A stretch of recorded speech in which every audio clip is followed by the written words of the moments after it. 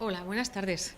Me alegro otra vez de que nos podamos ver y de que SM nos deje estar de nuevo al otro lado de la pantalla y en esta compartiendo el día de hoy.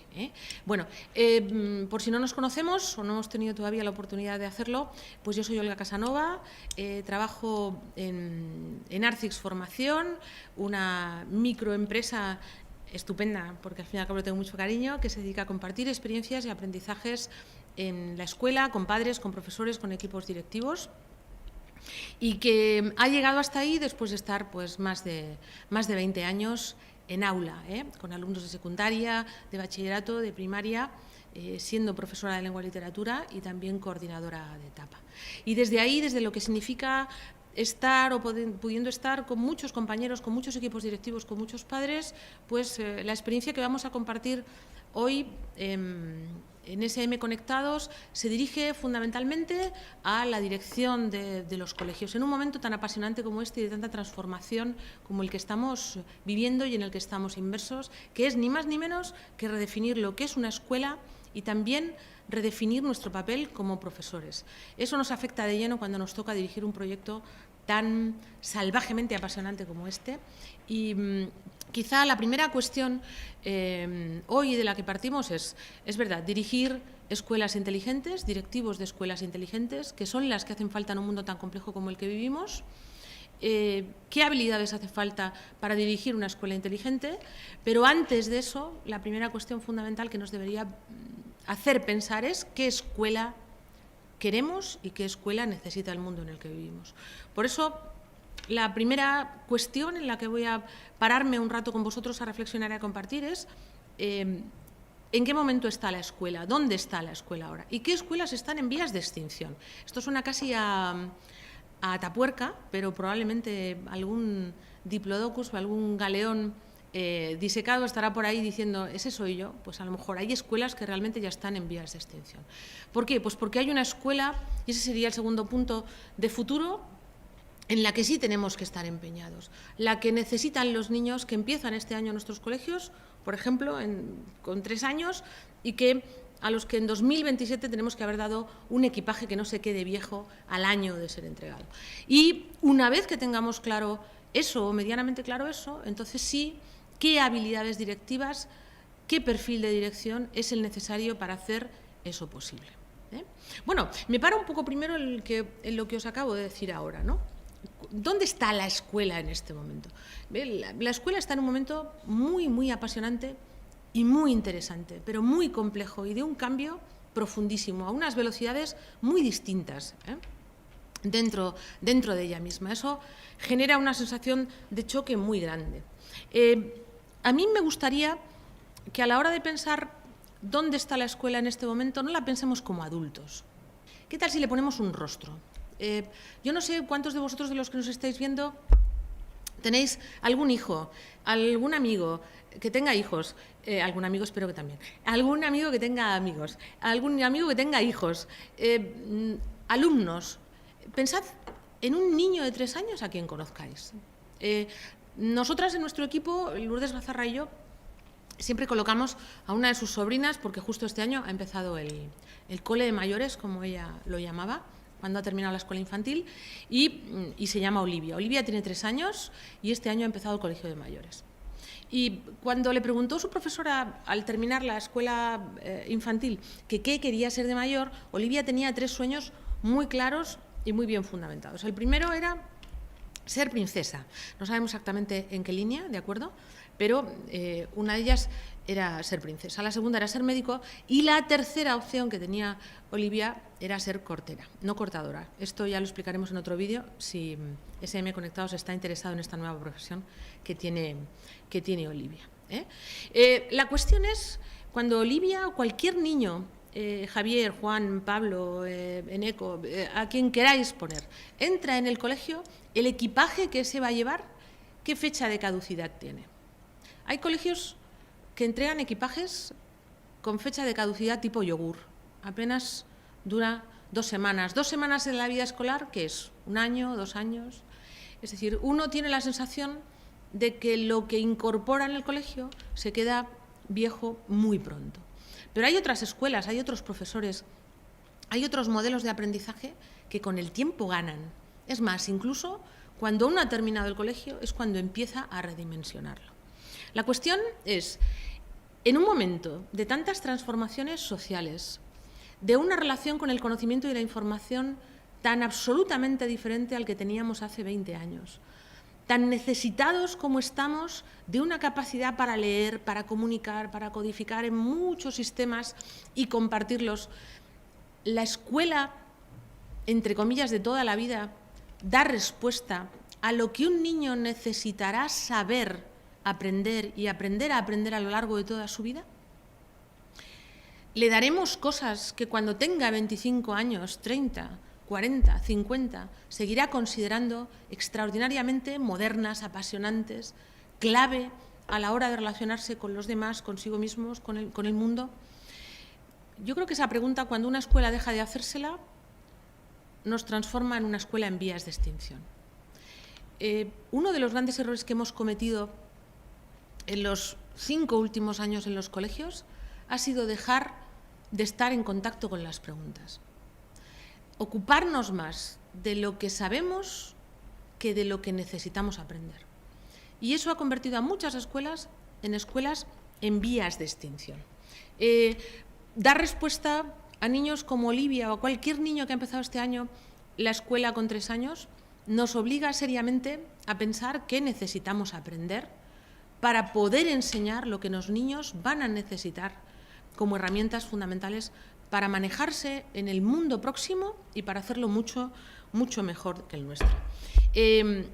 A veces no nos damos cuenta, pero el año pasado, cuando estábamos escribiendo el libro de directivos de escuelas inteligentes en el que está basado gran parte de lo que vamos a compartir en estas sesiones con vosotros, una de las frases que más leíamos era: la escuela ha muerto. Alguien dirá, bueno, entonces ahora lo mejor que puedo hacer es apagar el vídeo y dedicarme a otra cosa, ¿no? Pero la escuela, tal y como la hemos conocido, es verdad que ha terminado. Hace 20 años podíamos sobrevivir, uno podía montar una escuela para transmitir información. Ahora eso nos ha sido arrebatado salvajemente. Cuando uno dice en qué revolución educativa estamos en la 4ª revolución educativa, según dice Axel Rivas, y además lo documenta muy bien. Axel Rivas es un pedagogo estupendo hispanoamericano con una capacidad y una visión muy interesante. Y Axel Rivas dice que estamos en la 4ª revolución educativa. Alguno de los que esté escuchando dice, pero ¿ha habido 3 más? Pues no me he enterado. Bueno, pues sí ha habido 3 más. La primera gran revolución educativa vino de la mano de todo lo que supuso la escritura, es decir, hacer permanecer el conocimiento, poderlo compartir a lo largo del tiempo. La segunda revolución educativa fue la imprenta, es decir, la autonomía, poder acceder a las cosas, no necesitar que nos las leyeran. Yo me imagino siempre la cara que se le puso al monje la primera vez que le apareció un alumno por la puerta con el libro como diciendo, se me ha acabado el invento, ¿no? Ahora, ¿cuál va a ser mi papel? Si ellos ya pueden adquirir un libro, si lo pueden leer, ¿cuál va a ser mi papel? Y la escuela o el aprendizaje se tuvo que volver a transformar y a redefinir. La tercera revolución educativa vino de la mano de Internet, de todo lo que antes llamábamos, cuando éramos muy jóvenes y que parece de otra época, aquello de la informática. Vino de la mano del acceso al conocimiento. Pero la 4ª revolución educativa es cuando el conocimiento se ha socializado, se ha convertido en una enorme red en la que estamos inmersos. Esa 4ª revolución educativa ha modificado y está modificando el perfil de profesores, el perfil de alumnos y el significado de aprendizaje. 3 elementos clave que por sí mismos nos obligarían a redefinir qué es una escuela. Axel Rivas dice que los elementos clave de esa 4ª revolución educativa son, primero, que los alumnos ya dejan de ser reproductores, es decir, gente que repite lo que se le dice, o gente que aplica lo que se le dice, y que pasan a convertirse en creadores, es decir, en productores de cosas. La palabra creación, igual que la palabra creatividad, nos puso un poco de miedo, pero verdaderamente crear es aprender, conocer para transformar y dar un salto como los electrones en la órbita en una dimensión superior. Y todos estamos llamados a ser creativos. Eso es una capacidad humana, no es un don. Así que alumnos que no solamente aplican y reproducen, sino alumnos que transforman, alumnos que producen cosas nuevas a través del conocimiento. Hemos vivido en un currículum muy cerrado, donde estaban muy establecidos los saberes, y vamos camino de un currículum abierto y flexible, como voy a comentar después. Y eso obliga también a cambiar, estas dos cosas primeras que acabo de decir, obligan seriamente a cambiar el perfil del profesor.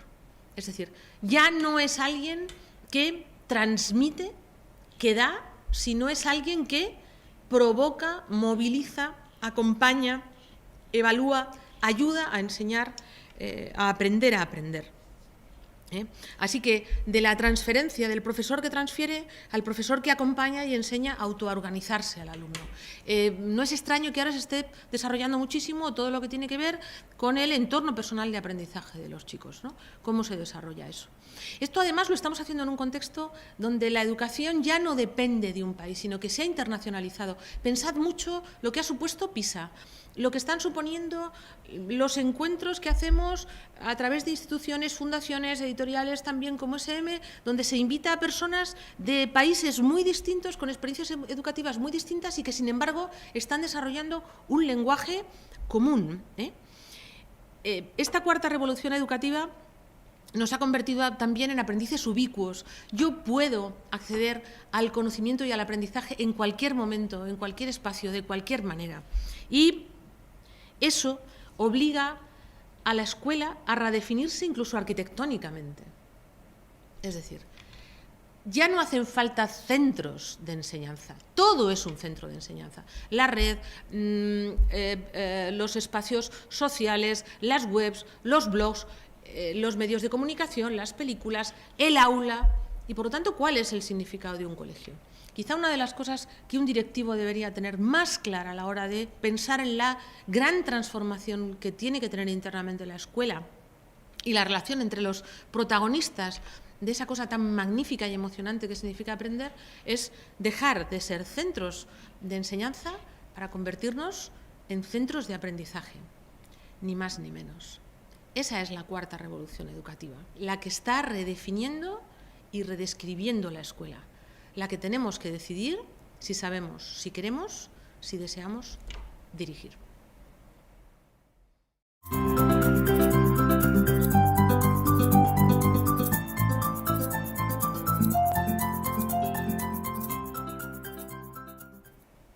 Bueno, a ver si nos hemos podido recuperar de la anterior parte con la de la cuarta revolución educativa. Yo espero que algunos de vosotros, igual que me ha pasado a mí, hayáis estado bebiendo un poco de agua y repensándolo. Es decir, uno a veces cuando entra en clase le parece que el mundo, la escuela tiene unos tiempos tan ordenados que parece que paran la realidad.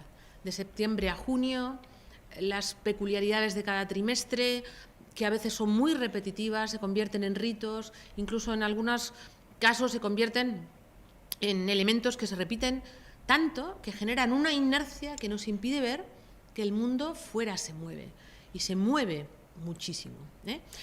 Paréntesis, quizá esa es una de las cuestiones primeras que alguien que quiera dirigir la escuela, igual que alguien que quiera ser profesor, necesita urgentemente, y es dejar de vivir en una burbuja cerrada, es decir, darse cuenta de a qué velocidad están yendo las cosas y cuántas cosas interesantes podemos aprender. Esa cuarta revolución educativa nos obliga a decidir en qué dirección poner la brújula de la escuela.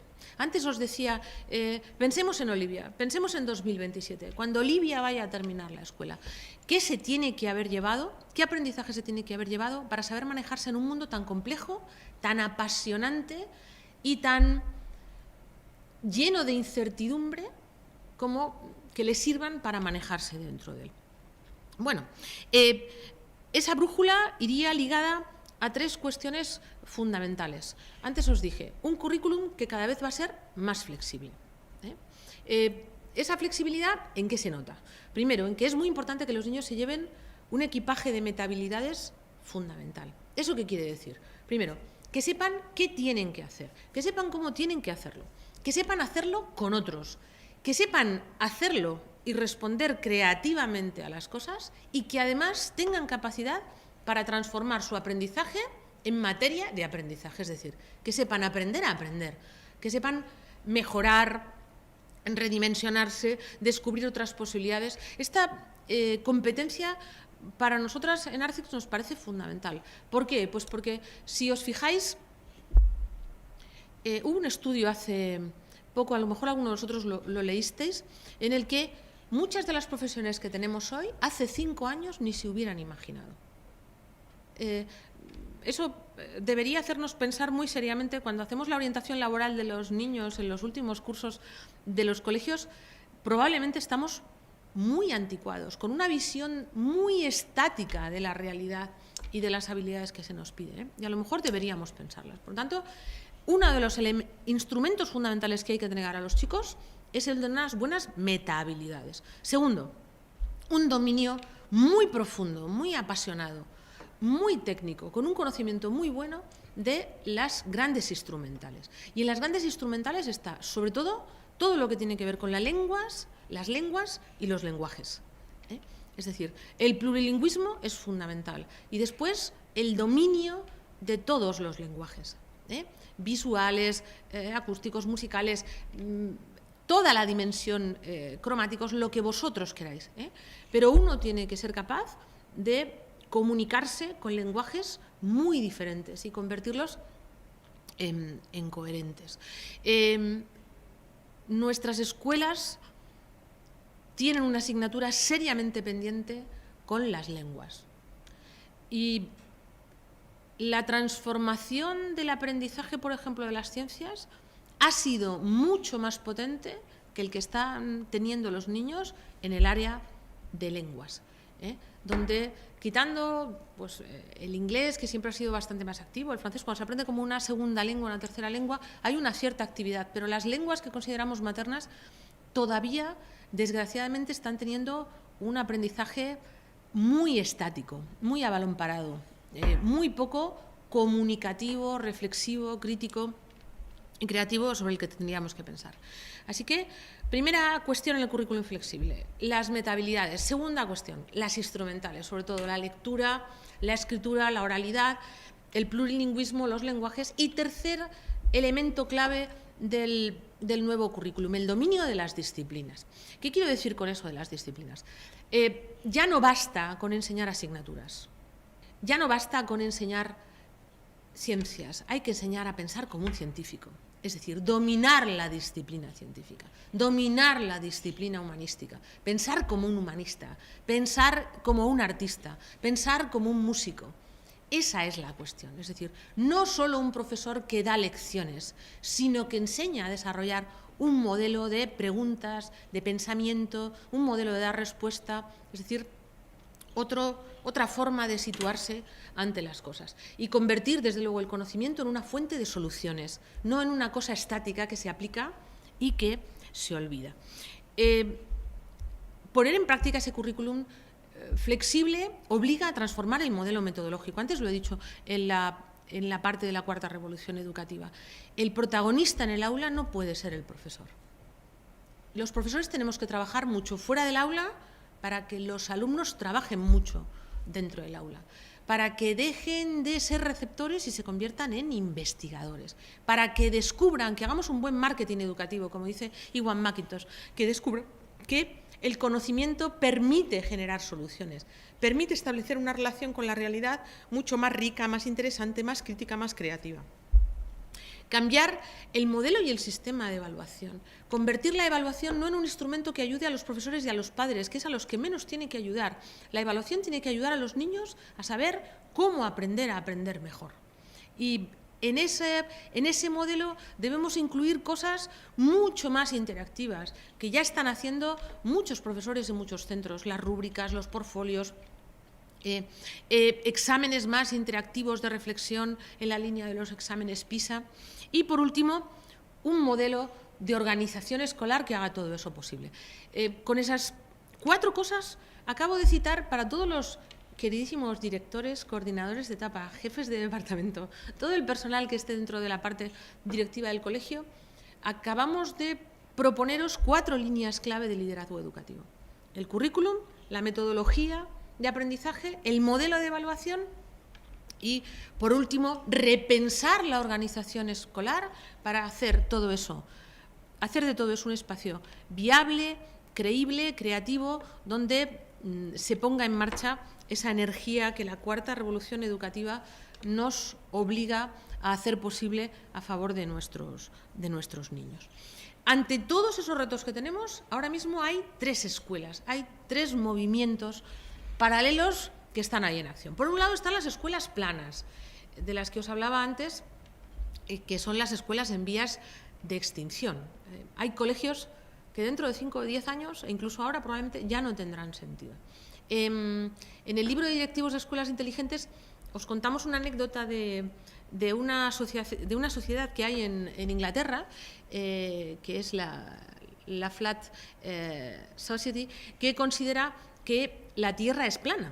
Alguien dirá, ¿eso es verdad? Pues sí, podéis entrar, os lo podéis encontrar, e incluso uno puede hacerse socio de esta asociación. Y ellos creen todavía a pie juntillas que la Tierra es plana y que, pues que todo el resto ha sido una invención, porque lo que nos hace ver la percepción normal es que la Tierra no se mueve, sino que es plana, y el movimiento es casi como antinatural. Pues en las escuelas planas exactamente igual. Les parece siempre, son escuelas que están muy situadas en las respuestas y en lo que ellas saben hacer, y consideran que todos los cambios son producto de modas que terminan por pasar. Son escuelas que siguen situando seriamente el problema en el mundo exterior. El aprendizaje no funciona por las familias, por los niños, porque estamos cambiando sistemáticamente de leyes. Alguien dirá, oye, pero eso es verdad. Sí, eso es verdad, pero eso no da respuesta a todo. Y además, aunque diera respuesta a todo, cualquier buen profesional del aprendizaje no se puede conformar con lo que existe. Es decir, porque nuestro trabajo tiene como eje central a los niños, no a los adultos, y eso nos obliga a resituarnos. Esas escuelas planas están muy centradas en lo que saben y en lo que saben hacer, y no en lo que necesitan aprender. Lo que piden permanentemente es que la realidad se adapte a lo que ellas conocen. Ahí estaría un club que se resiste a cualquier cuestión de cambio o aprendizaje que se le pida, lo cual es una contradicción en sí mismo. Que un colegio, que un colectivo de profesionales como somos los profesores, los equipos directivos, nos neguemos a aprender es, como mínimo, inmoral, no es ético, y no tiene sentido negarse a aprender cuando es algo que sistemáticamente pedimos a los niños. En un segundo nivel estarían las escuelas que están en transición. Estas escuelas han dado ya un salto grande. Este grupo quizá ahora mismo es uno de los más grandes y más importantes. Y son escuelas que han empezado a elegir volver a plantearse las preguntas fundamentales. ¿Por qué los niños no aprenden? ¿Por qué, aunque contamos las cosas, las experimentamos y las aplicamos, se olvidan? ¿Por qué dedican muchísimo tiempo a cosas que les interesan y después consideran que el aula va ligada al aburrimiento? Es decir, escuelas, profesores, profesionales, equipos directivos que vuelven a preguntarse ¿dónde estamos? ¿Cuál es el sentido de la escuela? ¿Cómo podemos hacerlo mejor? ¿Qué necesitamos aprender? Es decir, otra vez regresan al mundo fundamental, que es el mundo de las preguntas. Y en un tercer nivel, y creciendo cada vez más, por suerte, y esa es la ventaja, o ese es uno de los elementos de esperanza en este momento, están las escuelas inteligentes. David Perkins acuñó este término magnífico. Yo creo que eso es un adjetivo que desgraciadamente hemos dado por supuestos en la escuela, y qué bien que alguien lo haga explícito. Las escuelas inteligentes para nosotras en este momento tienen estas características que os anuncio más o menos, y que, bueno, pues que si tuviéramos más tiempo podríamos desarrollar más, pero para que tengáis ahí un flash. Son escuelas claramente abiertas y flexibles. Abiertas porque no viven solo de su experiencia, sino que están abiertas a compartir experiencias con otras escuelas, porque sus profesionales salen y conocen otros modelos de trabajo, viene a través de la red, viene a través directamente de experiencias que pueden compartir. Es decir, son profesores que se han convertido en nómadas del aprendizaje, como decía John Moravec. Es decir, gente que ya no permanece en lo que sabe o en su burbuja, sino que mira el mundo desde muchos ángulos. Son escuelas, además, creativas, que han transformado el currículum, la metodología, el sistema de evaluación interno y que están transformando también su propia arquitectura. Eso no quiere decir que estén tirando el edificio, pero sino que siguen un poco la línea IKEA, están redecorando su modelo de aprendizaje. Y para eso a veces no hace falta mucho dinero, hace falta simplemente cambiar las sillas, la organización, modificar la forma en que se presentan los trabajos. Es decir, ningún colegio debería ser ni previsible ni feo. Eso es un mal marketing de aprendizaje. Son escuelas sostenibles en su modelo de trabajar en la relación con el medio ambiente, con la energía, con los materiales.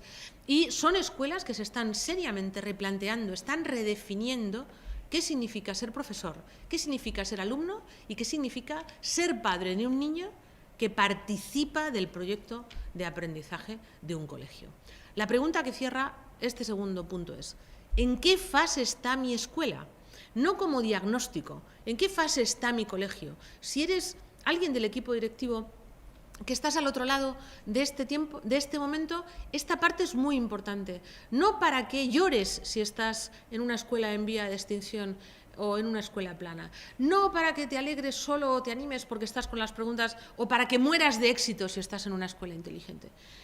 Saber dónde estamos no es una pregunta que busquemos responder para quedarnos, sino para ponernos en movimiento. Estaría muy bien que se nos quedara de esta segunda parte lo de nómadas del aprendizaje. No podemos quedarnos donde estamos, hay que aprender todo el tiempo. Y eso ya no es un cometido solo de los niños, eso ya es una exigencia y un deber ético en el caso de nosotros, de los profesores, de los profesionales del aprendizaje y más todavía de las personas que en un momento determinado de nuestra vida dirigimos equipos de profesionales tan complejos, tan apasionantes y en un momento de tanto cambio como es el que viven los profesores.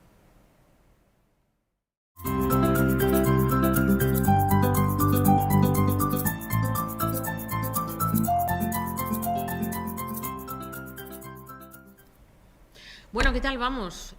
Estábamos al principio con todo el asunto de dónde está nuestra escuela, con nuestra superalumna de 3 años. Nos habíamos puesto una brújula ahí en 2027 que tenía como objetivo las escuelas inteligentes, las que regresan a las preguntas, las que aprenden, abiertas, flexibles, creativas, con un potencial de investigación muy grande, que están redefiniendo el papel del profesor, de lo que significa ser alumno, de lo que significa ser padre en nuestros colegios. Y ahora viene la parte quizá central y es cómo dirigir esa orquesta. Hace 20 años dirigir una escuela era relativamente fácil. Bastaba con ser un buen gestor de los tiempos y bastaba con aplicar más o menos un buen triángulo, una buena pirámide de organización estructural y las cosas se daban rodadas. Los objetivos venían de fuera, estaban establecidos. Hasta tal punto esa estructura repetida, sólida, se llevaba al extremo que llegamos incluso a utilizar los libros de texto de la forma más triste posible. Y fue transformarlos no en un instrumento, sino en un fin. Y les quitamos toda posibilidad de pensarse. ¿Por qué? Pues porque todo tenía que adaptarse a lo que nos venía desde fuera. Gestionar eso era relativamente fácil. Cada vez uno hacía su papel porque era un mundo muy estable. Dirigir la escuela de 7 años para acá tiene todos los adjetivos que queráis, menos aburrido o previsible. Dirigir una escuela ahora mismo es una de las cuestiones más complejas y más exigentes que hay. Y curiosamente todas las leyes que aparecen en nuestro país, que me temo que son unas pocas, nunca siguen, o mejor dicho, siguen sin tener en cuenta en profundidad, aunque es verdad que cada comunidad autónoma el tratamiento de los equipos directivos es muy diferente. Hay comunidades autónomas que arriesgan un poquito más, pero todavía el concepto de equipo directivo de un colegio, de la importancia de quien lidera un proyecto, sobre todo ahora que cada vez los colegios tienen mayor autonomía, sigue siendo una asignatura pendiente, entre las muchas, a la hora de organizar la educación en nuestro país. Dirigir un colegio de 7 años para acá es una cuestión muy compleja, a la que hemos llegado además con una formación directiva muy deficitaria. La formación directiva en nuestro país todavía es muy joven. Hemos dado quizá un poquito más de formación legislativa, pero en todo lo que tiene que ver con dirección de personas, dirección de proyectos, gestión de los mismos, estamos todavía en un momento muy joven. Alguien dirá, pues qué bien, porque hace tiempo que no me decían eso, pero en cuestión de dirección es verdad que estamos empezando. Le hemos metido mucho ímpetu, mucha energía, se ha hecho una inversión muy seria desde algunas instituciones y colegios en hacer posible una formación de sus equipos directivos, pero es verdad que todavía estamos empezando, no lo estamos desarrollando. ¿Por qué he subrayado esto? La parte legislativa, desde luego, que es muy importante, pero a nosotras nos parece crucial, en un momento donde se está cambiando el concepto de escuela, donde se está redefiniendo qué significa ser profesor, donde estamos redefiniendo qué queremos, qué papel queremos que jueguen las familias dentro de los colegios, qué significa ser alumno. Nuestro liderazgo va ligado seriamente a un liderazgo, a ser capaces de liderar un proyecto con visión de futuro y a ayudar a que lo hagan posibles las personas.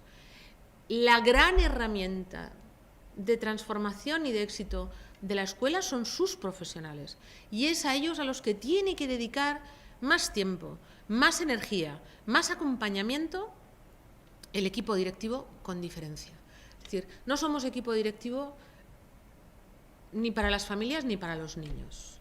Nuestro porcentaje más alto de tiempo tiene que estar dedicado a nuestros profesores y a nuestro personal no docente, porque cuando está dedicado a ellos, lo que después llega al aula, a la sala de visitas, a las reuniones, es de calidad. Y ahí es donde voy a poner especialmente el foco. Hay 3 cuestiones centrales para dirigir la escuela que necesita el futuro, para hacer posible una escuela inteligente. Primero, tener perfil directivo. Bueno, ¿eso qué demonios? ¿En qué consiste? Yo espero que mientras me estáis viendo no os pongáis de lado a ver qué estado de perfil tenéis más o menos, que seguro que está estupendo. No va tanto en esa línea como ¿qué incluye lo de tener perfil directivo? Primero, tener claro si uno quiere o no quiere dirigir. Eso significa, para poder responder a esa pregunta uno tiene que tener claro en qué consiste dirigir y qué herramientas tengo y cuáles necesitaría. No siempre uno tiene que empezar a dirigir teniendo el 100% de las cosas. Es muy importante tener claro que uno quiere aprenderlas. Pero lo primero, saber qué se me pide, saber si quiero y, segundo, tener una visión de escuela. Es decir, ¿qué colegio es el que es necesario? Piensa un poco en tu entorno, en el barrio donde está tu escuela, la institución a la que pertenece, las personas con las que estás. ¿Qué colegio, qué niños tienes dentro de tu aula? ¿Qué colegio es el que hace falta en tu entorno? ¿Desde dónde lo formulas? ¿Qué otras escuelas conoces? ¿Qué otras experiencias? ¿Dónde está la riqueza de tu proyecto? ¿Cómo lo vas a compartir? ¿Cómo lo vas a verbalizar? No podemos... A ver, seamos sensatos. Alguien que dirige, ya sea en el aula como profesor o dirigiendo equipos de profesores, tiene que ser un seductor. Es decir, tiene que generar deseo. Tiene que provocar que uno quiera que las cosas sean posibles. Benis, que era un experto del liderazgo, decía siempre que una de las características fundamentales de los líderes es que cuando hablan, desean, generan en los demás el deseo de que lo que cuentan sea posible.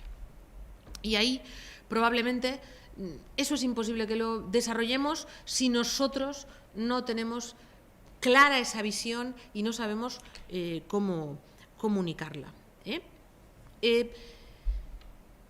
Y he dicho 3 cosas. La primera, saber si queremos. Segundo, tener una visión y que esa visión sea capaz de dar respuestas argumentadas, coherentes, abiertas al intercambio, a la discusión y a la crítica, sea capaz de dar respuesta a las 4 preguntas que un perfil directivo nunca debe abandonar y que nosotras, siempre que hacemos cursos con vosotros, os recordamos el GPS del directivo, ¿no? ¿Dónde estamos? ¿A dónde queremos ir? ¿Qué perfil tienen las personas con las que yo voy a hacer ese viaje? Mis profesores, mi personal no docente, los alumnos, los padres. Y, por lo tanto, ¿qué herramientas son las mejores para hacer todo eso posible? Un equipo directivo que no está en diálogo permanente con esas 4 preguntas está destinado a morir de éxito o de aburrimiento, y también el problema no es si acaba consigo mismo, sino que al final un colegio que deja de tocar las preguntas condena a los niños a llevarse un aprendizaje seriamente del pasado. Una vez que está claro más o menos el perfil técnico, en directivos de escuelas inteligentes os proponemos un montón de cuestiones a favor o no de dirigir, para que os hagáis un pequeño chequeo interior. ¿Qué habilidades técnicas necesita seriamente un equipo directivo del siglo XXI para unas escuelas inteligentes? Pues la primera cuestión es gestionar el talento de la escuela. Es decir, lo más importante no es que vosotros seáis brillantes, sino que consigáis, hagáis fluir el talento de vuestros profesionales. Es decir, quizá uno de los rasgos fundamentales de la dirección es la generosidad. Cuando alguien dirige bien, es generoso y no entra en conflicto con que haya personas mejores que el que dirige, todo lo contrario. Las escuelas mediocres son aquellas que siempre creen que tienen déficit y que no saben a quién nombrar porque no tienen personas con características suficientes para liderar. Eso es ni más ni menos que el síntoma de haber estado gestionando y dirigiendo mal personas y equipos. Cuando hemos dirigido bien personas y equipos, nuestro problema tendría que ser no saber a quién elegir, porque tenemos un banquillo magnífico de gente que podría jugar perfectamente el partido. Entonces, la cuestión primera es la gestión del talento. Ahí me voy a parar en algunas cuestiones. Gestionar bien el talento significa, primero, acompañar y desarrollar el perfil de cada uno de mis profesionales, de los profesionales que trabajan en mi escuela. Y eso supone dedicar tiempos personalizados a cada uno de ellos al año, tener un currículum vivo. Es decir, a mí, por ejemplo, a nosotras, cuando hacemos algunos trabajos con los equipos directivos en las aulas que damos, siempre les decimos, no vale de nada que digáis que alguien ha sido coordinador de una etapa, eso no sirve. Es decir, la gente tiene que decirte en qué proyecto se ha metido, qué resultados le ha dado, qué ha aprendido a través de esos proyectos, en qué momento lo ha hecho. Es decir, eso sí me sirve. Es decir, una vez que yo tengo ese perfil de las personas, puedo decidir qué elementos positivos puede compartir con el resto del claustro, con otros colegios o con otras escuelas, y en qué ámbitos necesita desarrollarse, cómo podemos acompañarle. Es decir, gestionar el talento significa acompañar, personalizar. Mi deber como equipo directivo es que mis profesionales, a medida que están más tiempo en mi colegio, sean mejores. No puede ser que... A ver, uno de los datos de una mala dirección de personas es cuando la gente, a partir de los 45 años, el volumen de personas a partir de los 45 años en un centro que se convierten en una rémora es grande. Eso quiere decir que a esos profesionales no se les ha hecho un acompañamiento lleno de exigencia, de apoyo, de facilidades para que sean mejores profesionales a medida que el tiempo pasa. Entonces, dentro de la gestión del talento, el acompañamiento, el desarrollo, el ayudar a las personas a no dejar de aprender nunca a lo largo de su vida profesional. Siguiente cuestión en la gestión del talento. Transformar seriamente el colegio en un espacio de innovación y de investigación educativa. Convertir el colegio en un laboratorio de aprendizaje. En directivos de escuelas inteligentes, para nosotras este es un punto clave dentro de las habilidades directivas. Incluso el de que hubiera dentro del colegio un campus. Es una envidia absoluta descubrir cómo Pixar crea su propia universidad para sus profesionales. ¿Cómo es posible que en una escuela el ámbito de aprendizaje interno sea tan pequeño, que todavía sea muy nuevo compartir internamente experiencias educativas. Hay frases dentro de las juntas de evaluación que deberían generar ya por sí mismas elementos de investigación. Por ejemplo, cuando decimos estos niños no saben nada, o cuando decimos con toda naturalidad en tercero de la ESO es que leen un texto y no se enteran. Eso debería convertir en espacio de investigación el aprendizaje de la instrumental de forma vertical. Entonces, convirtamos a los profesores en profesionales seriamente del aprendizaje. Tened en cuenta que ahora mismo la formación de profesores está vieja, está fuera de tiempo. El primer gran momento serio de formación de un profesor son los 5 primeros años de permanencia en un centro. Eso equivaldría casi más que a un grado en la universidad. Y esa formación, que es muy importante, solo puede ser de calidad cuando la organización interna, el modelo de trabajo interno dentro del colegio es de calidad. Y hay colegios donde, lamentablemente, se envejece enseguida. Hay colegios donde uno tiene que empezar a comprarse cremas y tiene que empezar a tirar de botox a los 3 años. Esto es así, estimados compañeros de pantalla. Entonces, convirtamos el colegio realmente en un espacio de mucho movimiento y mucha formación, porque además eso nos permite superar una carencia de entrada que ahora mismo tenemos cuando las personas salen de magisterio. Entonces, convertir el colegio en un espacio de investigación, de transformación y de aprendizaje. Eso nos obliga a otra herramienta directiva y habilidad directiva que para nosotras es fundamental y es uno de los elementos que más transforma un colegio. Cambiar el modelo de trabajo en las reuniones. Tenemos reuniones demasiado estáticas, demasiado orales, demasiado discursivas y sobre todo demasiado repetitivas. En las aulas de directivos os decimos siempre que no hay nada peor que la narración que dan los órdenes del día en un colegio.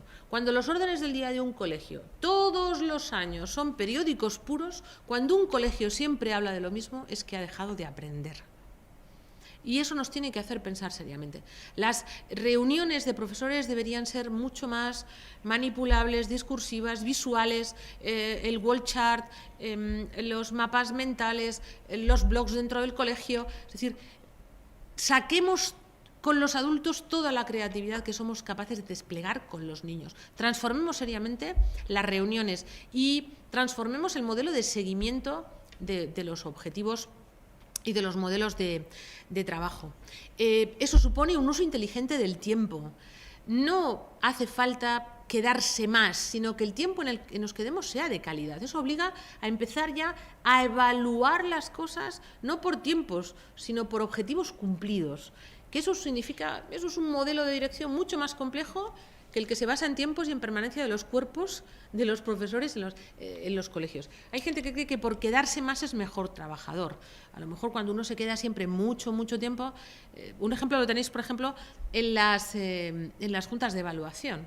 A veces creemos que porque nos vamos a las 9 de la noche hemos evaluado mejor, pero mayor permanencia no significa mayor eficacia. Todos sabemos que a partir de las 7 de la tarde estamos lo suficientemente cansados, sin que esto lo sepa nadie, como para que el aprobado se convierta en casi el pasaporte para poder salir después del agotamiento. Entonces, cuidado con valorar la calidad de lo que hacemos por el tiempo y no por los resultados o por los objetivos conseguidos. Tenemos que mejorar muchísimo en habilidad técnica en la comunicación, en cómo hacemos interactuar la información, qué partido le sacamos, cómo la compartimos. Y no solamente internamente entre nosotros, sino también con los padres. Yo creo que eso ya lo habíamos hablado con vosotros cuando hicimos el de las tutorías, pero es muy importante que los padres pasen a formar parte del proyecto, no como espectadores, sino como actores serios dentro del mismo. Eso significa una buena comunicación, significa poner en marcha la herramienta que hace que cualquier proyecto funcione y que salga adelante. Importantísimo también no tener miedo a los conflictos ni a las dificultades. Una dirección que no quiere problemas es la dirección que siempre genera más problemas con diferencia. Una de las grandes dificultades que tienen los colegios ante los problemas es que nos enfrentamos siempre a un nivel muy básico y muy emocional. Yo no sé si es porque estamos rodeados siempre de muchos niños, pero necesitamos dar un salto ahí cualitativo, es decir, dejar de hablar de emociones para pasar a objetivar también los problemas y, sobre todo, ayudar a las personas a implicarse en las soluciones. Cuando estamos implicados en las soluciones, somos más humildes, mucho más receptivos, porque la solución es un ejercicio de entrega, de reflexión, de trabajo, de salida hacia adelante, muy exigente, que luego valoramos mucho. Entonces, muy importante que el equipo directivo no tema el conflicto y que se empeñe seriamente en sacarlo de ahí y, por lo tanto, que tome decisiones. Cuidado cuando todo el tiempo mandamos hacia arriba las decisiones que hay que tomar. Y, por último, habilidades técnicas podríamos desarrollar más, pero ahí no tenemos más tiempo, me temo. Y luego habilidades emocionales. Yo quisiera no circunscribirlo solo a inteligencia emocional. No las voy a desgranar porque hemos hablado muchas veces de ellas, pero la habilidad emocional es la habilidad para crear un clima donde se puedan hablar las dificultades, los retos, donde se puedan trabajar de forma natural los errores, y donde debería estar de forma también muy habitual presente el sentido del humor y la risa. Una escuela que se ríe es una escuela receptiva para mejorar, es una escuela cercana para mejorar. Y no me parecería mal del todo terminar con eso. Para nosotras, cuando llegamos a un colegio, esa parte del clima le ponemos siempre un termómetro, que son las películas, que son algunos juegos, algunas dinámicas.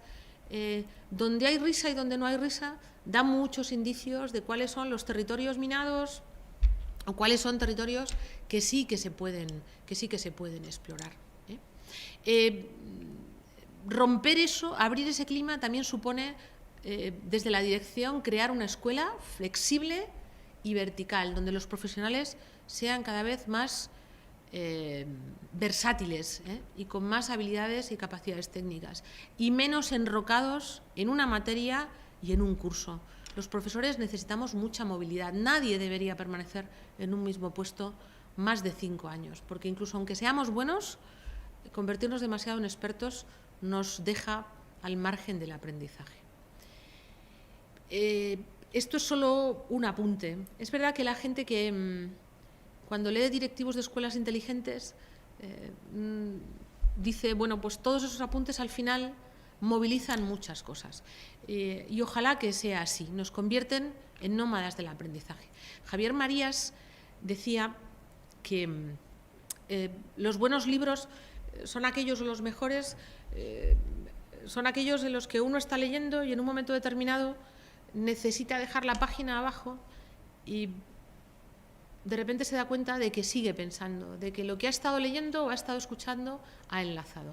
A nosotras hoy nos gustaría que en algún momento algunas de las cuestiones que os hemos planteado, ahora que estáis dirigiendo una escuela, que dirigís profesores, se os hayan quedado por ahí y que una vez que se cierre la imagen y nos despidamos, decidamos con cuáles de esas preguntas funcionamos. La escuela en la que hemos estado ya no sirve. Hay escuelas en vías de extinción. Pero hay escuelas en transición, a escuelas inteligentes que están diciéndonos que los niños necesitan que los adultos seamos seriamente generosos y que nos pongamos las pilas para decidir qué se necesita para hacer del 2027 un año infinitamente mejor que este en el que estamos inmersos. Y eso nos obliga a aprender mucho. Y en el caso de los que dirigís una escuela, a aprender y a disfrutar aprendiendo muchísimo más, porque nuestro trabajo como directores no es hacer, sino hacer posible que se pueda hacer lo necesario. Que nadie me pida que repita lo que acabo de decir, porque sería más bien imposible, pero mi trabajo es hacer que sea posible hacerlo mejor, que fluya el talento, desde la generosidad, desde la curiosidad, desde la pasión y desde la estrategia. Bueno, muchas gracias por haber resistido hasta el tercer apartado y ojalá que nos podamos encontrar en otro momento. Muchas gracias a SM Conectados y a disfrutar del trimestre, ¿vale? Pues nada.